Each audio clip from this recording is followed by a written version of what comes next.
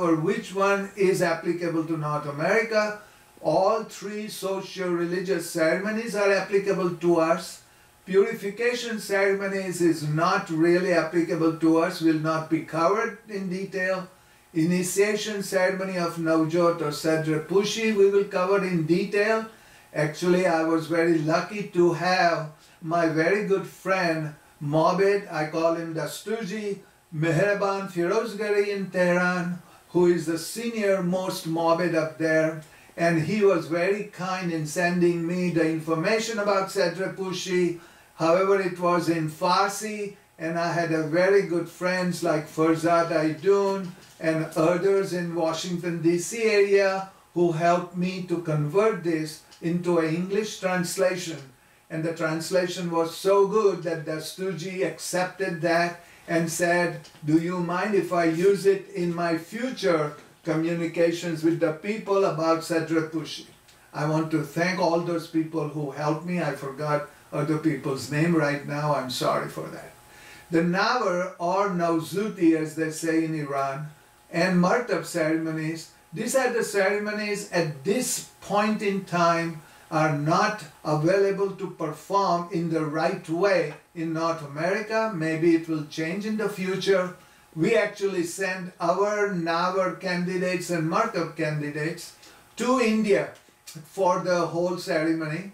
And recently, our own Dolly Dastur, who is right now listening, Dolly, I want to congratulate you for sending your 2 grandsons and also your son, their father. The grandsons became Nawar and your son became Martab in India. I am very proud of you people for doing that, and we want to thank you for taking interest in something like that.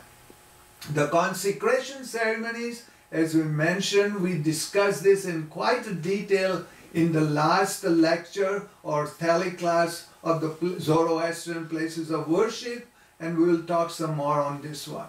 The consecration of towers of silence and religious requisites, alat, we are not going to do it, not applicable in North American context. I am on slide number 14. The liturgical ceremonies of inner liturgical Paumail, Yasna, Whispered Vandira, we won't worry about that, except the recital is quite applicable and maybe we will be doing that in the future. The bath ceremony we will discuss because it can be performed anywhere. The outer liturgical ceremonies of Afringan Farokshi Satum is kind of our regular ceremonies here in North America, and we will do a detailed study on that. And the combined liturgical ceremony of Nirangdin Hamayash, Geti Kharit Sarosh Zindaravan, we won't worry, but we will talk about Gamba ceremony, Jashan, Muktat ceremony, and Faresta. I am on number 15 slide, and it shows on one slide all the ceremonies that we can perform in North America. So now, let me talk about some details about these ceremonies, starting with birth ceremonies. As we mentioned, the 5th month pregnancy, Panchmasu, is celebrated that the expectant mother has passed the halfway mark of the pregnancy. The 7th month is done with a big celebration called Agirni, when she is given all kinds of presents and so on from mother and mother-in-law. The child is born, and then a lamp is lighted for 3 days in his name, the naming of the child, and when the child begins to sit down, we talk about the Besna ceremony, and when she begins to walk, we talk about Pagladu ceremony. The last 2 ceremonies may be borrowed from Hindus, and our Irani friends may not be interested in something like that. But the first birthday of the child is celebrated with a big celebration, and many times in India they even perform some Fareshta ceremony in the name of the child. As I said again, there is a book available from our own Roshan Barucha in Delray Beach, which gives many details about all these ceremonies. So now we come again to the ceremony of Agirni, as we talked about. The mother to be or expectant mother is given all kinds of information, all kinds of gifts by mother-in-law and mother, including a beautiful new sari. And then she wears the sari, and then mother-in-law places in her lap wheat, rice, moong, nariyal, bijoru or daram, pan, sopari, karak, sakar, all those things. And then her mother also does the same thing for her.